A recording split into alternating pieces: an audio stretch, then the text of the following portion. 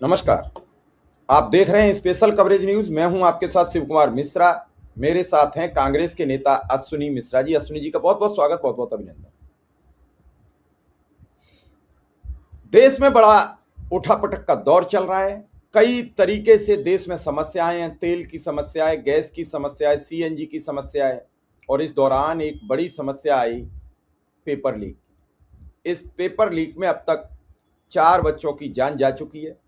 मैं परमपिता परमेश्वर से प्रार्थना करता हूं कि किसी नई खबर से अब रूबरू ना होना पड़े। ये जो घटनाएं घटी हैं वो यहीं रुक जाएं।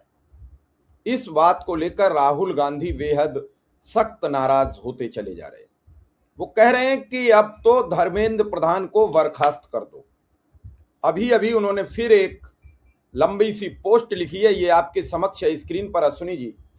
राहुल गांधी ने लिखा, मोदी सरकार में जिम्मेदारी नहीं होती, सिर्फ जालसाजी का एक तय फार्मूला है। पहले लंबी खामोशी, फिर गुनहगारों को संरक्षण, फिर सवाल पूछने वालों पर हमला। नीट पेपर लीक हुआ, एक भी मंत्री ने इस्तीफा नहीं दिया। 2024 में एनटीए डीजी को हटाया, मुख्यमंत्री का प्रमुख सचिव बनाया गया। यह सरकार जवाबदेही लेने वाली नहीं है, ये उन्होंने कल किया ट्वीट। फिर इसके ऊपर उन्होंने कहा कि धर्मेंद्र प्रधान जी ने 22 लाख नीट बच्चों के साथ धोखा किया है, साथ ही संसद का भी अपमान किया है। संसदीय समिति की रिपोर्ट को सिर्फ इसलिए खारिज कर दिया है क्योंकि उसमें विपक्ष के सांसद हैं, और जो संसद पर भरोसा नहीं करते वो नीट सुधार पर क्यों भरोसा करेंगे। और उसके बाद एक ये वीडियो सामने आया, राहुल गांधी का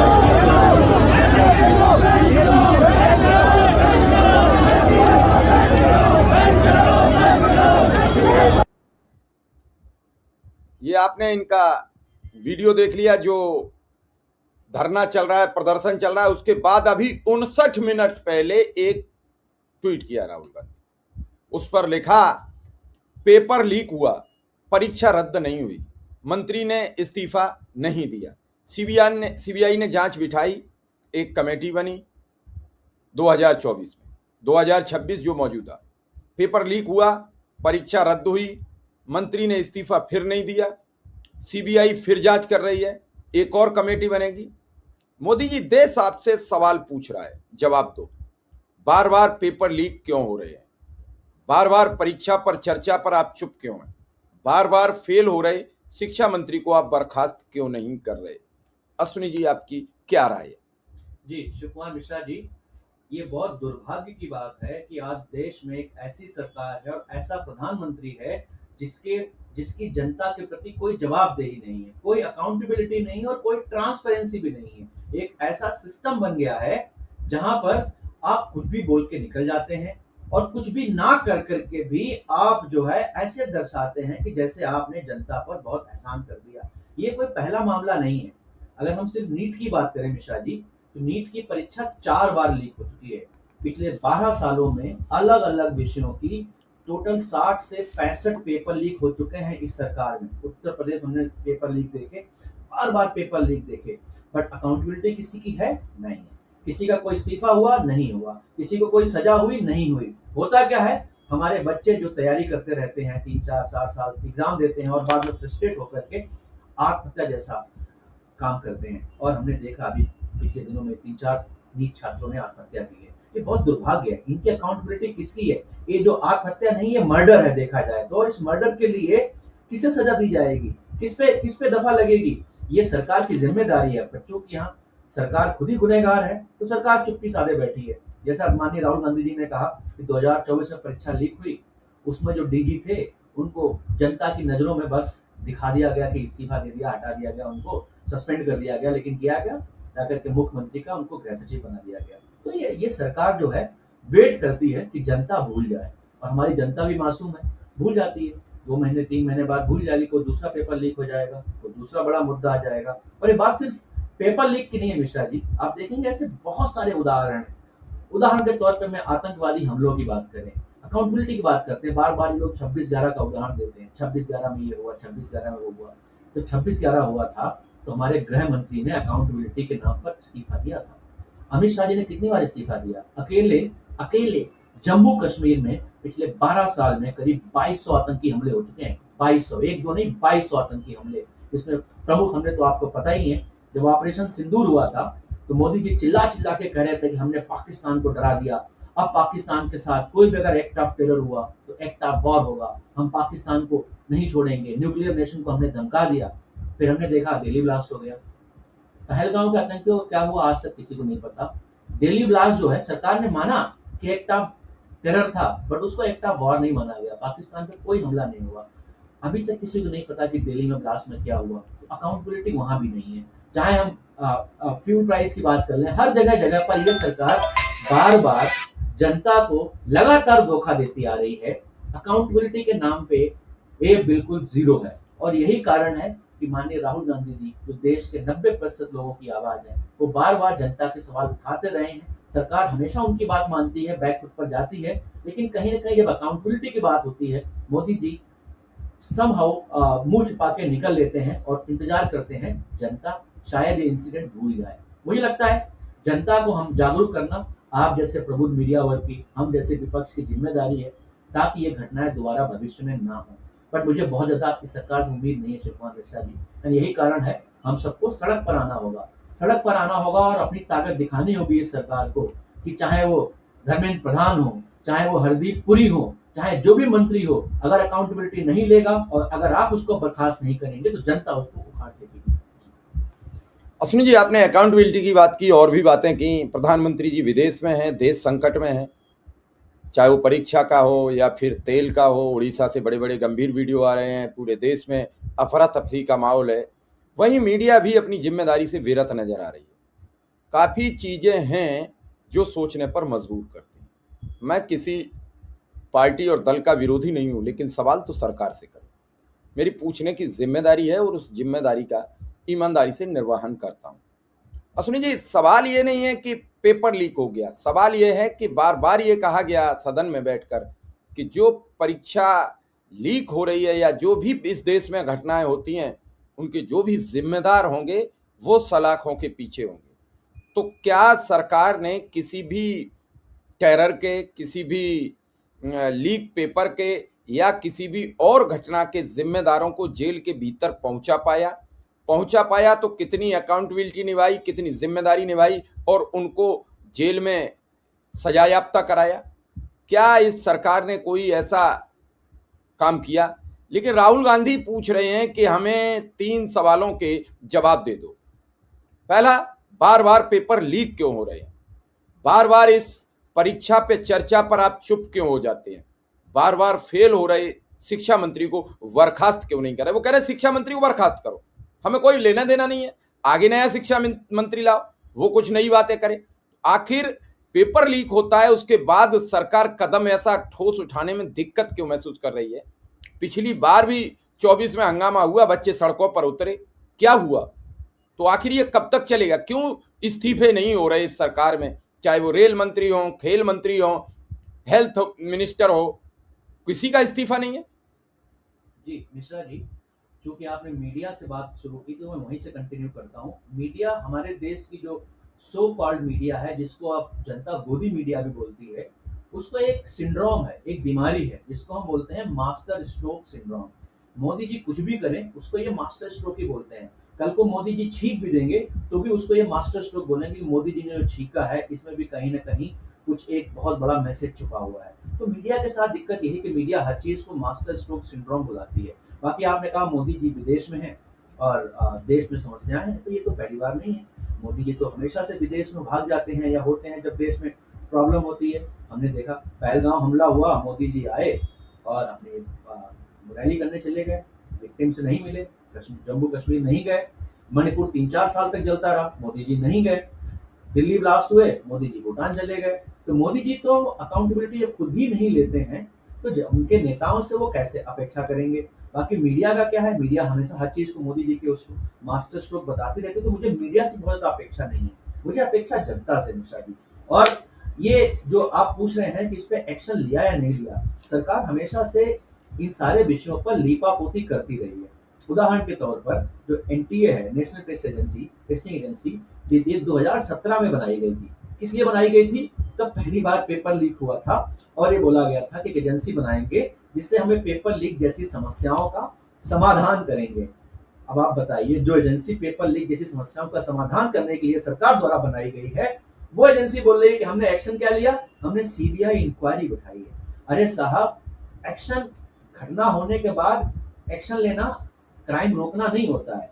आप क्राइम पे एक्शन ले सकते हो, क्राइम हुआ, आप इन्वेस्टिगेशन करोगे, मुझे पता है, लीपापोती करोगे, 2-4 लोगों को जेल में डालोगे और फिर से साल 2 साल बाद यही घटना दोबारा होगी। सरकार का काम होता है घटना को होने से रोकना। Prevention is always better than cure. आपको जरूरी है कि आप चीजों को प्रिवेंट करें। क्योर करना तो कर देंगे, और वो आप क्योर भी नहीं कर रहे हैं। अगर आपने क्योर किया ही होता तो शायद दूसरी बार घटना नहीं होती। 4 बार नीट के पेपर, 60 से 65 बार बाकी बड़े बड़े एग्जाम्स लीक हो चुके हैं आपके यहाँ पर, और आपकी कोई अकाउंटेबिलिटी नहीं है। बच्चे सुसाइड कर लेते हैं। उदाहरण के तौर पर मिश्रा जी, एक एसआई की परीक्षा हुई थी 2022 में उत्तर प्रदेश में, उसका अभी तक परिणाम नहीं आया है। दोबारा एसआई की परीक्षा हो गई, पर पहली वाली का परिणाम नहीं आया है। तो ये तो हालत है सरकार की कि पेपर या तो होते नहीं है या लीक हो जाते हैं, तो परिणाम नहीं आते हैं। तो छात्र भी क्या करें? छात्र भी सोचते हैं कि लोग मोदी जी की यही राय मान लेते हैं, ये लोग पकौड़े बेचते हैं। बट अब तो मोदी जी बोल रहे हैं तेल का इस्तेमाल मत करो, तो बेचारे पकौड़े नहीं बना सकते, पकौड़ा भी नहीं कर सकते। तो देश की जनता आखिर करेगी तो क्या करे? मोदी जी को थोड़ा सा तो क्लैरिटी देनी चाहिए कि अगर आप ये काम नहीं कर सकते तो दूसरा काम कर लीजिए, क्योंकि मोदी जी खुद अपने बयानों से बार बार ऐसे पलटते हैं, और उनके नेता भी बड़ी बहकी बहकी बातें करते हैं। मैं किसी का नाम नहीं लूंगा, बट बातें तो ऐसी करते हैं जैसे देश में सब कुछ चंगा सी। पर देश एक्चुअली में कैसा है वो शब्द में नहीं कहूंगा। जनता खुद समझदार है, और जनता रोड पे इसीलिए उतर रही है क्योंकि जनता को समझ में आ रहा है कि इस सरकार ने सिवाय बेवकूफ बनाने के, सिवाय ये सपने दिखाने की हमारी $4 trillion economy, world 4th largest, 5th largest GDP, और पता नहीं क्या क्या आंकड़े दिखाते हैं, जबकि सच्चाई कुछ अलग है। और यही कारण है आईएमएफ ने हमारे देश की जीडीपी के डेटा को सी ग्रेड किया हुआ है। सी ग्रेड रेटिंग दी हुई है कि ये सरकार जो है सारे आंकड़े, चाहे इकोनॉमिक आंकड़े हो, चाहे फाइनेंस के आंकड़े हो, चाहे जीडीपी के आंकड़े हो, सबको मैनिपुलेट करती है सिर्फ दिखाने के लिए जनता को कि हमारी विकास दर इतनी है, हमारी विकास दर उतनी है। जबकि गांव की हालत क्या है, जो कि 70-80% हमारा देश है, किसी से छुपी हुई नहीं है निशा जी। जी अश्विनी जी, सबसे बड़ी एक और बात आती है कि अभी आपने कहा कि मोदी जी कह रहे हैं तेल कम यूज़ करो, मोदी जी ने ये भी कहा कि डीजल पेट्रोल कम यूज़ करो, मोदी जी ने ये भी कहा कि सोना मत खरीदो।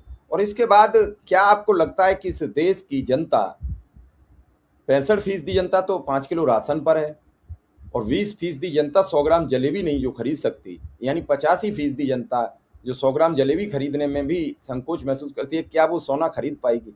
तो आखिर किसे सलाह दे रहे हैं और किसे रोक रहे हैं? जी मिश्रा जी, अभी एक कॉमेडियन है वरुण ग्रोवर, उनका बड़ा फेमस वीडियो भी पॉपुलर हो रहा था इसी को लेकर के। मुझे भी लगता है मोदी जी कहीं ना कहीं देवदास के जो सिंड्रोम था देवदास मूवी में, उसके पिताजी को देवदास के, वही कहीं ना कहीं उससे ग्रसित है मोदी जी। बस यही बोलते रहते हैं, जैसे उसमें बोलता है ना कि बाबूजी ने कहा देश छोड़ दो, माँ ने कहा दुनिया छोड़ दो, और आप कहेंगे कुछ और छोड़ दो। मुझे डायलॉग तो पूरा नहीं पता है, बट मोदी जी भी कहीं ना कहीं उसी लाइन पर अपना संदेश देते रहते हैं कि तेल छोड़ दो, सोना छोड़ दो, खाना छोड़ दो, पीना छोड़ दो। यही सब देशभक्ति है। आखिर मोदी जी पता नहीं चाहते क्या, जबकि मोदी जी खुद कुछ नहीं छोड़ते हैं। आप देखें, मोदी जी घड़ी जो पहनते हैं वो विदेशी है, गाड़ी चलाते हैं वो विदेशी है, जो प्लेन पे बैठते हैं वो विदेशी है, जो पानी पीते हैं, जो कपड़े पहनते हैं, सब कुछ मोदी जी विदेशी सामान इस्तेमाल करते हैं, और भर भर के करते हैं, और जनता से अपेक्षा करते हैं कि देसी चीजें भी ना इस्तेमाल करें। तो ये बड़ा दोहरा चरित्र है मिश्रा जी। और मुझे नहीं लगता कि जो सोना ना लेने की बात हुई है, देश के पास, देश की अर्थव्यवस्था में 90% लोगों की इनकम घाना से बदतर है, तो क्या ही सोना खरीदते होंगे। हाँ, डीजल पेट्रोल के भाव आपने बढ़ाए हैं, तो मुझे लगता है जो घाना से बदतर है वो किसी और देश से बदतर होने वाली है। अभी देश की पर कैपिटा इनकम 90% लोगों की $1200 है। मुझे लगता है वो घट के कहीं $1000, $800 हो जाएगी पर एनम। बाकी जो 10% लोग हैं जिनके लिए मोदी जी दिन रात काम करते हैं, मोदी बोलते हैं 18 घंटे काम करते हैं, 18 घंटे काम करते हैं, बट उन 10% लोगों के लिए करते हैं। मुझे लगता है उनके लिए ही कहीं संदेश होगा कि आप जो है सोना थोड़ा कम खरीदिए, पैसे को लिक्विडेट करके रखिए, ताकि हम आगे वाले समस्याओं में, और समस्या बोलूँ या मैं बोलूँ अपॉर्चुनिटी बोलूँगा, क्योंकि मोदी जी कहीं ना कहीं अपॉर्चुनिटी क्रिएट करते हैं, उनमें उनमें उनका सहयोग चाहिए होगा। यही कारण अभी आप देखा होगा, हमेशा एक बड़ी खबर आई थी बीच में, अदानी का जो केस था अमेरिका में, वो कुछ पैसे लेन देन लेकर के निपट रहा है। तो ये आपको नहीं लगता कि ये जो हमारी ट्रेड डील हुई थी अमेरिका के साथ और अदानी को वहां से क्लीन चिट मिलना, आपस दोनों में लिंक्ड है? ये कहीं ना कहीं जो एप्स्टीन फाइल में लिखा है कि एप्स्टीन फाइल में मोदी इसराइल और अमेरिका की ट्यून्स पे डांस किए थे, मैं तो बोलता हूँ नागिन डांस किए थे, क्योंकि नागपुर में वही सिखाया जाता है, पर डांस किए थे। वो डांस करने का उद्देश्य वही था कि कहीं ना कहीं अपने उद्योगपति मित्रों को वो लाभ पहुंचाया जाए। जनता तो है ही हमारा देश का बोझ उठाने के लिए, त्याग करने के लिए। 90% लोग जब देश में समस्या आती है तो उन पे डाल दो, जब देश में प्रॉस्पेरिटी आती है, देश में कुछ अच्छा होता है, तो 10% लोगों को ही लाभ मिलता है। और यही कारण है, निशा जी देखेंगे आईएमएफ ने हमारी इकोनॉमी को के शेप में बोला है।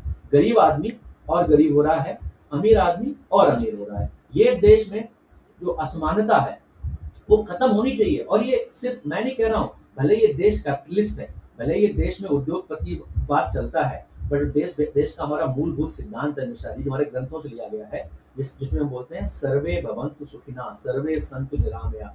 सर्वे भवन्तु सुखिनः का मतलब ही यही है कि सब लोग सुखी रहें, सब जगह सुखी रहें। वो तभी होंगे जब सबके लिए इक्वल अपॉर्चुनिटी होंगी, जब सबके लिए इक्वल पैसे का डिस्ट्रीब्यूशन होगा। मैं ये नहीं कहता कि पैसा बांट दो, अपॉर्चुनिटी दो। 5 किलो राशन दे करके आपको लगता है आपने जनता को खरीद लिया, और उस जनता से आप अपील कर रहे हैं सोना मत खरीदो। अरे वो सोना गोल्ड छोड़ दो, उसको नींद नहीं आ रही है, वो रात को सो नहीं पा रही है, आप उससे सोना ना खरीदने की बात करते हो। वो ये सोच रहे हैं कि बच्चों की फीस कैसे देंगे। मैं हमेशा जी 2001 से 2005 में इंजीनियरिंग पढ़ा हुआ हूँ। उसमें जो फीस होती थी वो फीस आज 70-80 गुने हो गई है। आपका तो बच्चा है इंजीनियरिंग कॉलेज पढ़ रहा हो, फीस कितनी हो गई है? बीएचयू की फीस कितनी थी, कितनी फीस हो गई है? ये महंगाई जनता को दिखनी चाहिए। किसी की भी इनकम पिछले 12 साल में ज्यादा से ज्यादा हुई होगी तो 1.5 गुनी हुई है। इनकम 1.5 गुनी नहीं हुई है, पैसे का भाव बढ़ गया है। रुपए जो है डॉलर की तुलना में गिर गया है। तो कहने के लिए दिखता है कुछ बढ़ गई, बढ़ी नहीं, एक्चुअली नहीं बढ़ी है। तो जो चीजों की प्राइसेस हैं, चाहे वो रेगुलर चीजों की प्राइसेस हो, चाहे एजुकेशन हो, वो 10 से 100 गुने तक बढ़ी है। तो ये देश कहीं ना कहीं गरीबी की ओर झुकता नहीं आ रहा, बल्कि धकेला जा रहा है। एक और फैक्ट देता हूँ मिश्रा जी आपको मैं, बार बार ये कहा जा रहा है कि रुपए कमजोर नहीं हो रहा है, डॉलर मजबूत हो रहा है। जबकि सच्चाई है कि रुपए इतना कमजोर हो रहा है कि हमारा रुपए पाकिस्तान की तुलना में गिर गया है। हमारा रुपए अफगानिस्तान की तुलना में गिर गया है। 2014 में एक अफगानी रुपए की कीमत होती थी 1.1 रुपीज, 1 रुपए 10 पैसे। आज वही एक अफगानी रुपए की कीमत है 1.5, 1 रुपए 50 पैसे। तो ये मोदी जी ऐसा कौन सा विकास का मॉडल चला रहे हैं, ये समझाना मोदी जी की जिम्मेदारी है। और ये जनता को समझना चाहिए, नहीं तो जनता को सड़कों पर आना पड़ेगा, क्योंकि चुनाव को भी मतलब नहीं रह गया है। एक दिन आपको सुन रहा था, आप कह रहे थे कि वोट तो हम आपको दे देंगे, पर आपको जाएगा या नहीं जाएगा इसकी कोई गारंटी नहीं है। तो मुझे लगता है कि वोट की गारंटी जो है वो जनता को समझना पड़ेगा कि जब तक ये समस्या सॉल्व नहीं होगी, जब तक मोदी जी की राज्य में ट्रांसपेरेंट इलेक्शन नहीं होगा, तब तक सत्ता परिवर्तन नहीं होगा। और उसके लिए हमको सड़कों पर आना ही पड़ेगा। जी चलिए अश्विनी जी, बहुत कुछ आपने इसमें अहम तथ्य रखे हैं और दर्शकों को समझना भी चाहिए कि आखिर भारत का ही रुपया क्यों कमजोर हो रहा है। ये डॉलर के ही सामने नहीं कमजोर हो रहा, सारी करेंसीज के सामने रुपया कमजोर हो रहा है। और हमारी वित्त मंत्री तो कुछ भी बता सकती हैं। हमारी वित्त मंत्री ने कई सलाह दी, प्याज खाना छोड़ दो, लेकिन इस बार उन्होंने ये नहीं कहा कि सोना खरीदना छोड़ दो। शायद प्रधानमंत्री को उन पर भरोसा नहीं होगा, इसलिए प्रधानमंत्री को सामने आकर कहना पड़ा। एक प्याज की बात आपने बोली है, तो मैं प्याज पे एक और छोटा सा हास्यपद टिप्पणी है। हमारे एक और मंत्री हैं जो पहले कांग्रेस में थे। पता नहीं लोग कांग्रेस में होते हैं तो बड़ा समझदारी से बात करते हैं, पर बीजेपी में आके उनको कौन सी ऐसी ट्रेनिंग मिलती है मूर्खता की, बदतमीजी की, कि कुछ भी बोलने लगते हैं। वो बोलते हैं हम एसी में नहीं चलते, हम जेब में प्याज लेके चलते हैं। वो ऐसी मतलब साइंटिफिक बात तो छोड़ नहीं नहीं नहीं, हम बता दें, वो कांग्रेस में बड़े अहम ओहदा पे होते थे। कांग्रेस में वो कांग्रेस को संबोधित करते थे। बीजेपी में उन्हें कोई मौका मिल नहीं रहा है, तो कुछ ऐसी बातें करके वो लाइमलाइट में आना चाह रहे होंगे कि उन पर भी चर्चा हो। मतलब मिश्रा जी आप ये सोचिए, हमारे देश का बच्चा बच्चा जानता है कि अगर आप प्याज खाओ, ज्यादा प्याज खाओ, तो गर्मी में लू नहीं लगती। उनको किसी ने बता दिया होगा कि आप ज्यादा प्याज खाओगे तो लू नहीं लगती, और उन्होंने भारतीय जनता पार्टी के मंत्री कैसी कैसी बेवकूफी भरी बातें करते हैं।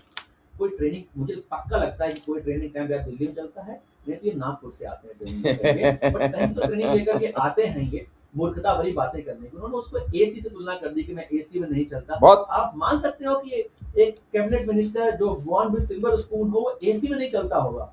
ये तो बहुत बड़ी मूर्खता भरी बातें हैं। नहीं और नहीं मोरओवर जनता का मजाक उड़ाने वाली बातें हैं कि आप एसी छोड़िए, प्याज कमजोर खाइए, कमजोर प्याज जेब में रखिए। कमजोर आदमी की मजाक उड़ाना, जी कमजोर आदमी की मजाक उड़ाना। और उस बयान की सोशल मीडिया में उनकी जो मजम्मत हुई है, उसके बाद वो अमेरिका फिर तक हुई, अमेरिका के न्यूज चैनल ने भी इस टॉपिक को पिक किया और कितना हंसी के पात्र बने हैं विदेश में भी। जी चलिए अश्विनी जी, आपने हमें समय दिया, इसके लिए आपका बहुत बहुत आभार, बहुत बहुत धन्यवाद। फिर किसी मुद्दे पर मिलेंगे, फिलहाल हम